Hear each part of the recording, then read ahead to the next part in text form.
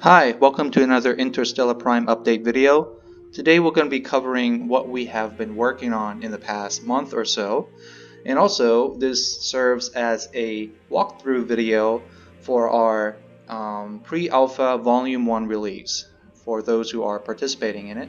Thank you very much for being a part of this and checking this game out and give us feedback so we can make this game as best as we can. So let's get started.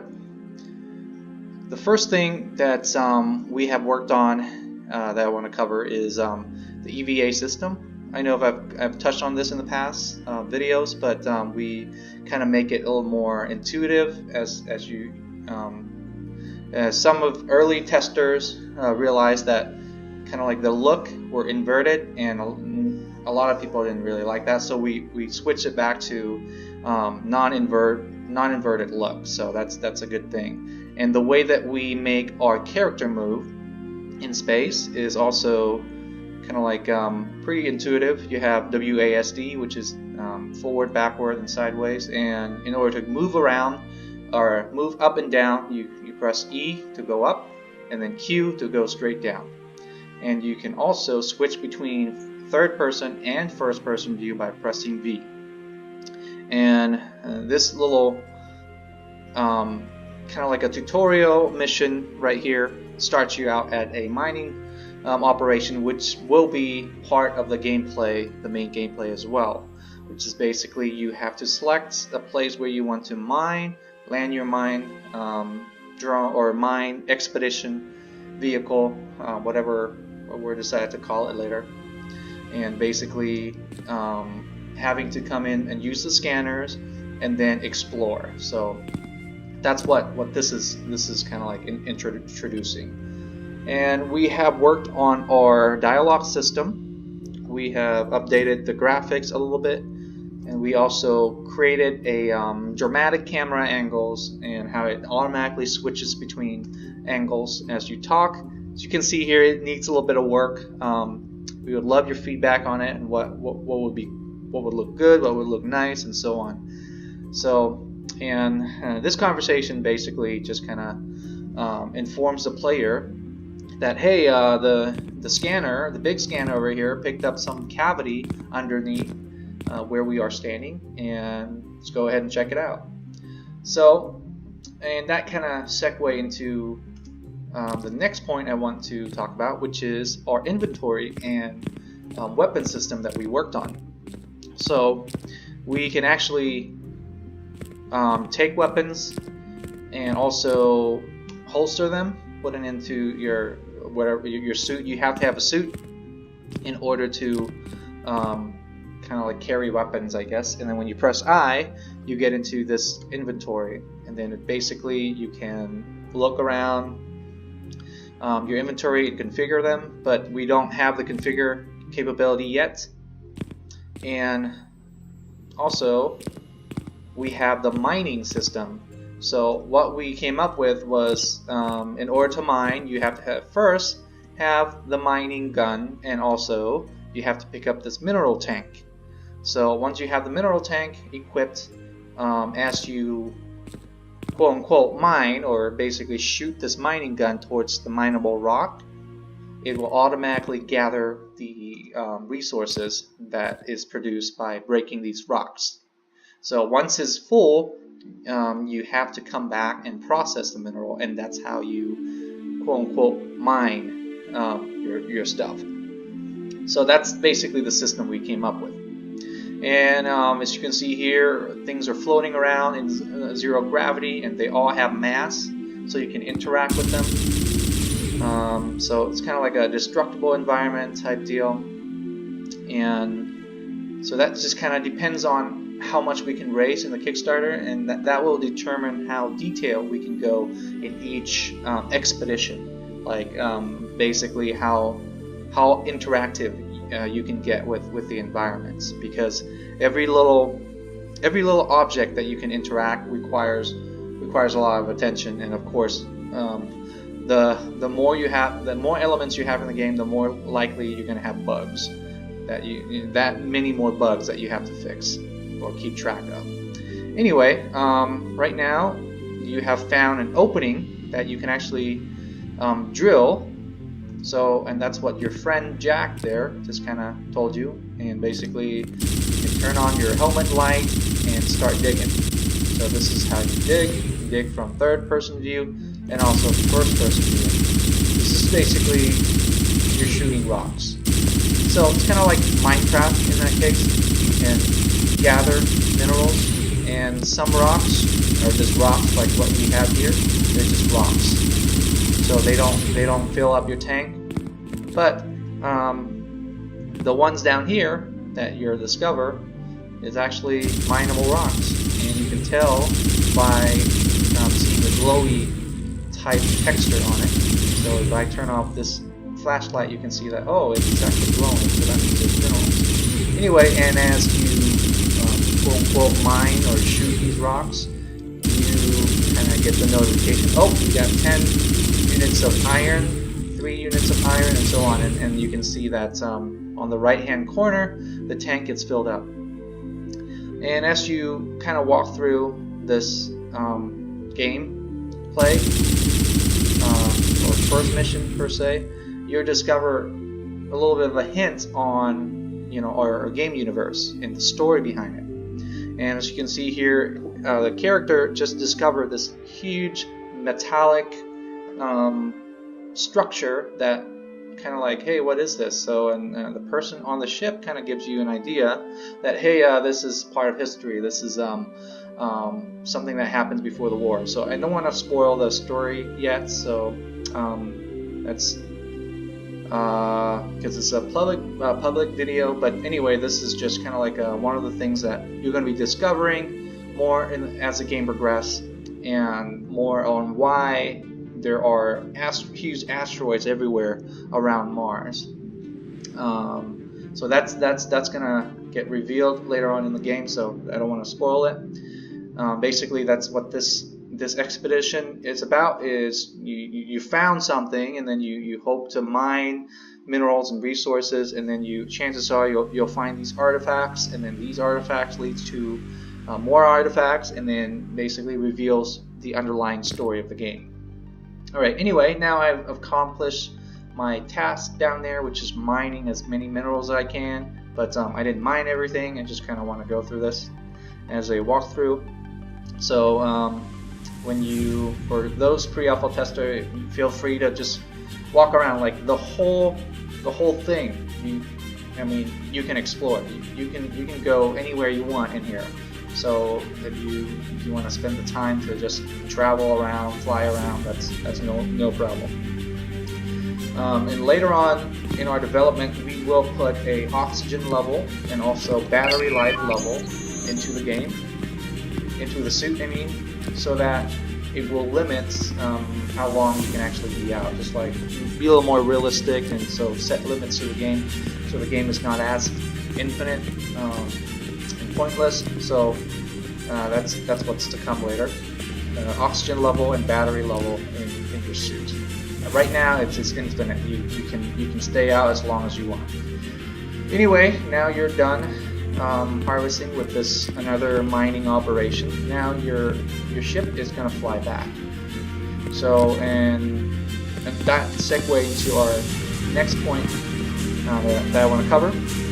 In our game here, the vehicle system is pretty dynamic in terms of you can actually be inside of a vehicle while it's moving, and you can walk around in the vehicle while it's moving. So it's kind of neat, I think. So, but I do want to highlight one of the glitch that we are working on fixing, which is the camera. It's a little bit shaky while the vehicle is moving, but it does work. So anyway, that's that. Basically, what we are doing right now is we are docking into the main ship. So, and basically, when you do that, all your resources that you have gathered, the helium-3, all the hard metals, are going to get saved into your campaign. And what do you do with these minerals?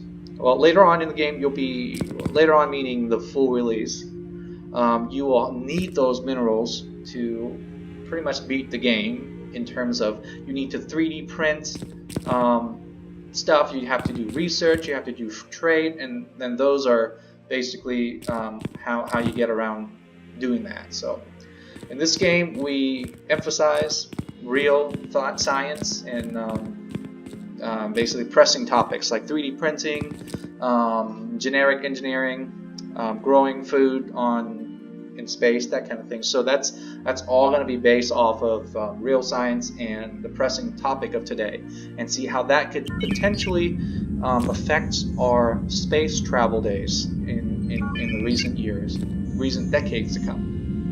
Anyway, now we're inside the starship. Saffron, which is your little assistant there, kind of tells you that, hey, your captain wants to talk to you. Take off your spacesuit. So that's what you're doing. Now that you need to go to the turbo lift and get to level A. That's where everybody is at right now. Alright, so here we are at level A. So if you've seen our earlier videos, this is nothing new. This is basically what we have done in the past before. The only thing we added is this. This is the officer's quarter. And this is where, when in the full release, you can come and you can save your game. Alright, so that brings you another topic of discussion of what we can do in our save and load. Right now, unfortunately, our pre-alpha release does not have the ability to load because it will crash your game. Let's just be honest. So we are working really hard to figure out how to do the save game, because this is a huge game, and save and load system is one of the hardest things in game development to make it work right. So the system that we came up with is essentially having save spots. Alright, so and that makes everything very simple as far as development standpoint, and you can actually save when you quote-unquote sleep or wait, that kind of thing. Kind of like the early day Morrowind, I guess. I think that's the same way they did it, or Final Fantasy. Anyway, here's the captain, which is your uncle, and again, we're gonna have to fix the camera angle there. That's one of the things that we are aware that we need to fix. And you can see it's kind of like pointing at random directions, but this is one of the early pre-alpha, so thank you for giving us some grace. Anyway, this conversation is about him informing your character that, hey, I'm going to be retiring soon, and I'm going to start training you to do the diligence on being a starship captain. It's like, okay, cool. Anyway, one of the first things that you have to do is to pilot the starship and navigate to what we call it, the Remnant City. Alright, so basically it's just one of the cities on the asteroid belt around Mars right now. Anyway, I'll go ahead and walk you through this, because in our pre-alpha release we did not have time to put an integrated tutorial, which is one of the hardest things, believe it or not, in game development as well, making tutorial, because yeah, it's kind of hard to explain, but games out there that have great tutorials, I give them thumbs up, because tutorials, you never really think anything of it, but they are hard to do. Anyway, so what I did there was basically sit on the chair and press R, and that's just according to this menu. R will bring up your navigation system. So basically it's a solar map. What you want to do first, it doesn't have any instruction here, so this is the instruction. You want to press spacebar. When you press spacebar, it goes into what's called a free roam mode, which is you can actually use you control WASD, E, and Q to go forward, backwards, up, down, and sideways, as your mouse will look around, and then basically that's how you travel around, just like in third and first person control. So and you can actually select your destination. Like for example, I can select Venus, and if I want to travel, I can press F. It will set the destination and calculate the what we call it, the Hohmann transfer path. It's kind of like, what the rocket science type lingo, it's called the Hohmann transfer. That's how you transfer from one orbit to another orbit of a planet. Anyway, don't want to bore you with that. But when you do so, it requires what's called a fusion propellant. And as you can see here, this is way too far. On far than we can travel. When you look at the corner right top of the screen, you'll see that we only have one propellant. So if I try to set the course, say nope, you can't go there, it's too far, you don't have it. So you can press escape to clear the destination and select a new one. But in this game, your captain told you to go to Captain City, so I'm just going to go ahead and obey that order. The moment you kind of look at the destination, you'll see how far away from it, and you can press or right click to zoom in and left click to select the destination. And I'm going to go ahead and set that to be the destination. It tells you it requires 0.08 something propellant, and we have one, so we have more than enough. We're going to go ahead and set course. And now this is what is different than the other games. In our navigation system, we don't just zoom and zap to your destination. You actually have to do work to it in this game. So we would like to have your feedback on that. What you have to do is you actually have to fly your starship to a set destination for the Hohmann transfer path. So in rocket science term, you can't just, let's say if you're on Earth orbit and you want to go straight to the moon, you can't just start and point your nose of your ship to the moon and just blast off. It doesn't work that way in real life.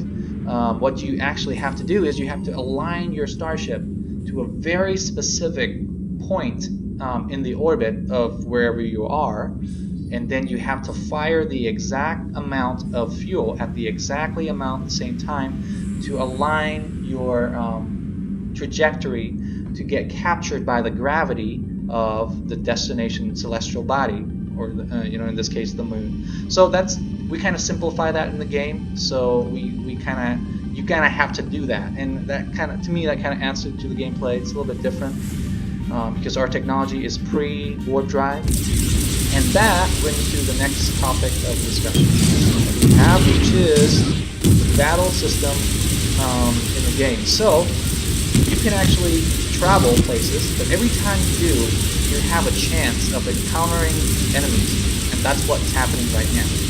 You are encountering the enemy, and you will not be able to travel until they are all eliminated. The reason being is, in our game, traveling requires you to essentially fire nuclear energy at the back of your ship, and that basically it's just very vulnerable. So if you get attacked, everything goes to boot. Anyway, this is switching back to switching to the RTS mode. So in the previous videos, I've explained how this works, and our previous pre-alpha has a tutorial on this. So I can just go ahead and glance over this. Basically, what you have to do is press C at the menu, and it will bring you to this mode. And this mode, essentially, you kind of play it like the game Homeworld, where you can command your units. The first thing you want to do is press Control, and then press Spacebar to select your starship. And then you can see on the bottom of the screen, it has the commands of what you can build drones, which is F. And now you see on the right hand, it kind of shows you the progress and how many drones that you can build. At this time, there's only 8 drones available.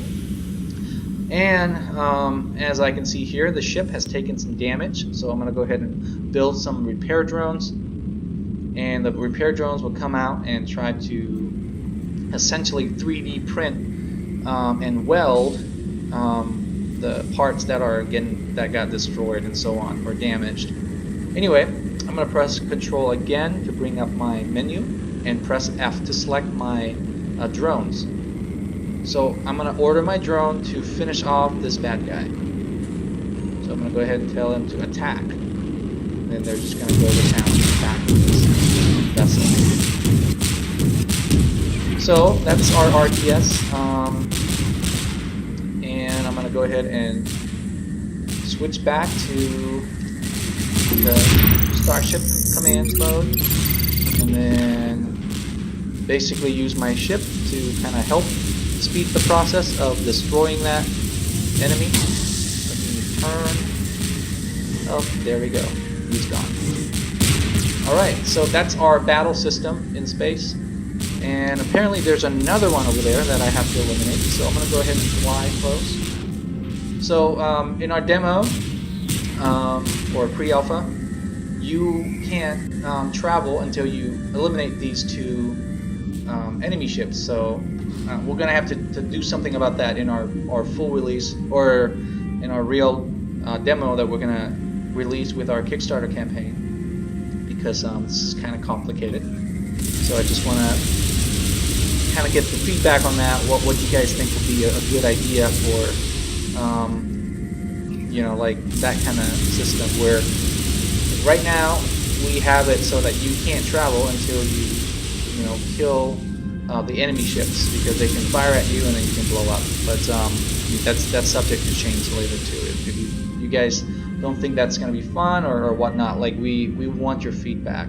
So, but anyway, right now what we're doing is we are trying to eliminate this enemy, and this is just you know, really low class enemy, so they're kind of easy to destroy.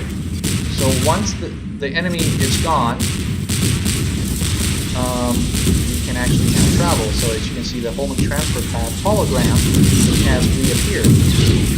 So now you can just go ahead and fly to it and activate the transferring sequence, or whatever we decide to call it later. So anyway, are still enemy drones around, and it doesn't matter if they're around, you can still travel, because I guess I said it that way, so that's subject to change. But what I'm thinking is that once you get to the transfer path, and then you initiate it, right? And if you get hit in a very vulnerable spot, the whole ship will go through. I mean, that's what I'm thinking. But so that's what this is doing. Basically, you got to the transfer path. Once you get to it, you press F, and it basically activates the Holman transfer sequence, and basically that's what it did. Now you just basically transfer your ship to the Remnant City. So you are now at the Remnant City, but you still are in the map. So in order to get out, press R again. When you press R, it comes back out, and now you can either quit or exit the captain chair, or you can just fly the ship around. And here we are. We are in Remnant City. As you can see, a whole bunch of ships are parked here, and there's some city that's kind of get hewn, or a city hewn out of the space rocks, or the asteroid rocks, and then kind of built a city and a docking station around it. So this is more of a placeholder. We are not experts at making a city looks awesome yet, so basically we are looking for talents that can help in that as well. So right now we just kind of like work with what we have, and this is what we can come up with at the moment. It's basically a whole bunch of pods in the asteroid rocks there. So if you guys know of a really good artist that would like to be a part of this project, let us know. We are open for any suggestions in that. Anyway, so I'm going to go ahead and travel to the space station. So we're going to go ahead and come over here to the turbo lift. But now that the ship is docked to a station, we made a system where you can actually just kind of pretty much dock into whatever station that you are in.